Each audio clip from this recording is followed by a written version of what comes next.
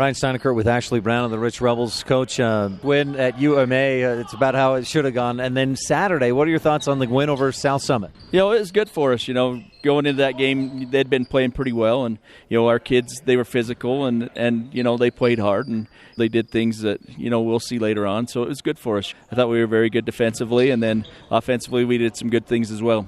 It's so tough to say how good the team played because of the level of competition. It varies so much. But how do you feel like your team played against South Summit? Is that ranked among maybe your best played games of the season? It's one of them. I thought defensively it's probably as good as we've played. They didn't get very many open looks, and, every shot was contested, and that's what you got to do at this point of the year. And then I thought we rebounded well, which is, an advantage for us. And then, we ran our sets good and got good shots, and so if we'll continue to do that, we'll be hard to beat.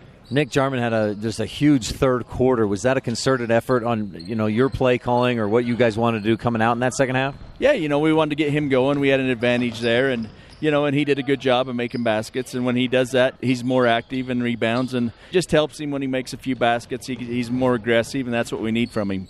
Coach, this week and actually the next couple of weeks, pretty light schedule. I mean, you'll play a couple of good teams, especially next week when Duchesne comes to town. But how hard is it to get the guys to really work hard in practice with just one game on the schedule? We talked about how many they got left. They've got, I think, 10 practices left is all. And just told them, it's going to be the difference in how we do at State is, how hard you're willing to work here when nobody's watching. And I said we got good enough kids in here that, our scrimmages should be as good as some of the games we played. And so I just challenged them that that's what they need to try to do the next few weeks. And, hopefully they will. And if they will, hopefully it helps us at the end. The JV squad in those scrimmages in basketball is maybe kind of like the linemen in football. They probably don't get enough credit as far as how hard they work. And if your JV team is good and pushing your varsity, you're going to be a better team. Oh, yeah, no question. And that's what we keep telling them.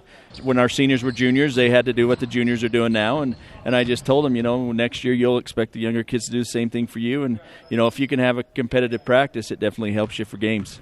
With the girls at State, is that any kind of a distraction this week? I don't think so.